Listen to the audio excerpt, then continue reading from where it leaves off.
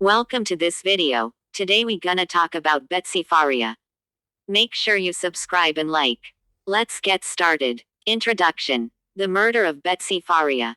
On December 27, 2011, the small town of Troy, Missouri, became the backdrop of a tragic and complex case that would later ignite debates about the criminal justice system. Betsy Faria, a 42-year-old woman, was found dead in her own home, the victim of a brutal stabbing attack. But what made her murder so dramatic wasn't just the tragedy of her death, it was the mistaken accusations that followed, the wrongful conviction of her husband, Russ Faria, and the shocking revelation of the true killer. In today's video, we'll take a deep dive into this twisted tale, starting from the moment of the crime, exploring the investigation and trial, and unveiling the shocking truth behind Betsy's murder. We'll also examine the larger implications of this case, focusing on how judicial errors, false accusations, and hidden motives can dramatically alter the course of a life. Let's explore the tragic and mind-boggling case of Betsy Faria's murder. The drama begins. The first suspicion. Betsy Faria's murder was discovered in a disturbing way. On the morning of December 27, 2011, Betsy's daughter and husband, Russ Faria, found her lying in a pool of blood at their home. She had been stabbed multiple times, and the scene was gruesome. At first glance, it appeared to be a brutal attack, but there was something unsettling about the way the investigation unfolded. While the authorities initially seemed unsure about the identity of the perpetrator, attention quickly shifted to Russ. It didn't take long before the police began suspecting him of involvement. There were rumors of a domestic argument between the couple earlier that week, which raised doubts. Russ's behavior, along with the fact that he had a life insurance policy on Betsy, became central to the investigation. The police soon focused their efforts on him, seeing him as the prime suspect. Despite his protests of innocence, Russ was arrested in January 2012 and charged with his wife's murder. The evidence against him, though circumstantial, seemed enough for authorities to move forward. The media covered the case extensively, and public opinion was divided, with many believing that Russ was the culprit. But, as the investigation continued, something didn't add up. The trial of Russ Faria, struggling with judicial errors. Russ Faria's trial began in 2013, and it looked bleak for him from the very start. Prosecutors presented their case, claiming that Russ had killed Betsy, allegedly motivated by financial gain and marital issues. They leaned heavily on the evidence that seemed to point to him, such as the fact that he was the one who found Betsy's body, his odd behavior after the murder, and the fact that he had a life insurance policy on her. However, during the trial, flaws in the investigation began to surface.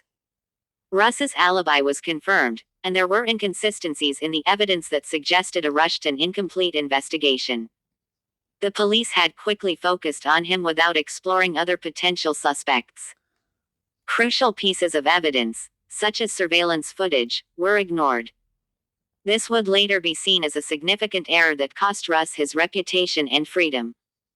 As the trial went on, it became clear that there had been major mistakes in the way the case was handled. Despite these flaws, Russ was convicted in 2013 and sentenced to life in prison. However, this was just the beginning of the real drama. The discovery of the real killer, Pam Hupp. The shocking twist in the case came when the real killer was uncovered, and it turned out to be someone nobody had suspected, Pam Hupp. Hupp was a close friend of Betsy's, a woman who had earned Betsy's trust through their involvement in volunteer work. She had been a fixture in Betsy's life, often present during the ups and downs of her personal struggles. What the investigators didn't realize at the time was that Hupp had a much darker motive.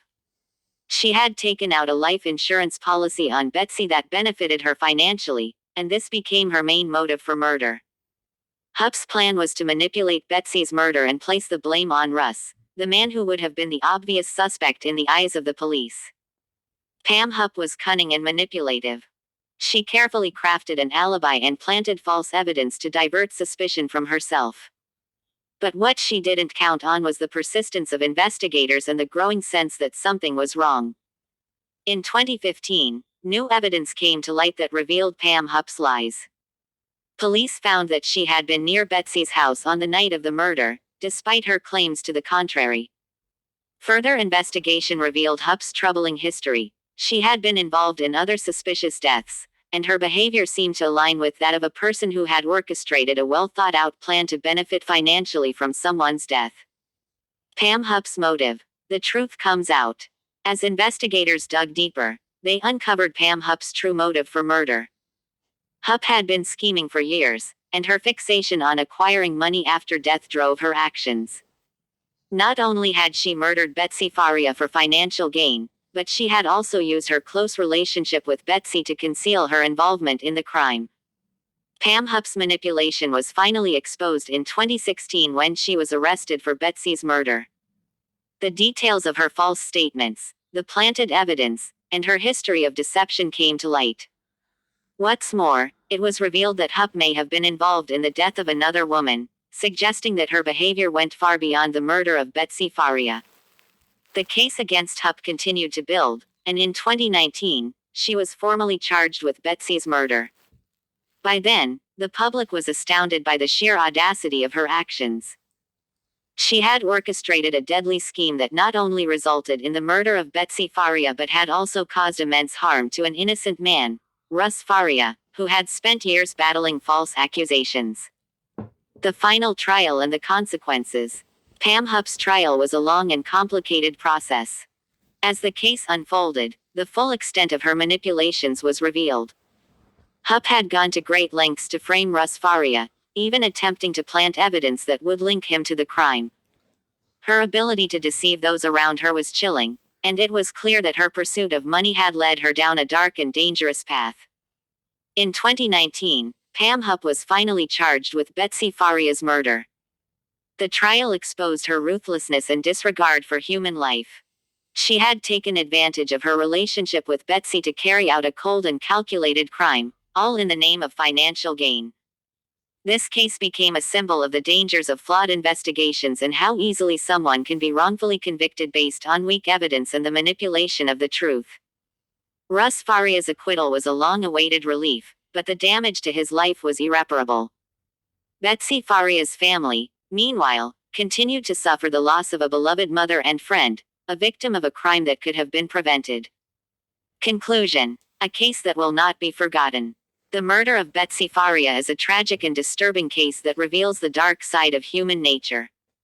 What began as an accusation against an innocent man quickly evolved into a story of manipulation, deceit, and a cunning killer who sought to profit from the death of her friend.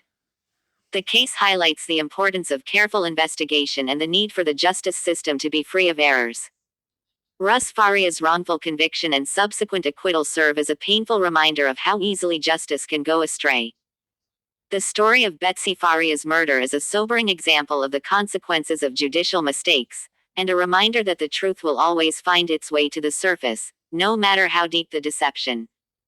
If you found this video insightful, don't forget to like, comment, and subscribe for more deep dives into real-life crime stories. What do you think of this case? Was justice served, or did it fail those who needed it most? Let us know your thoughts in the comments below. And I see you in the next video.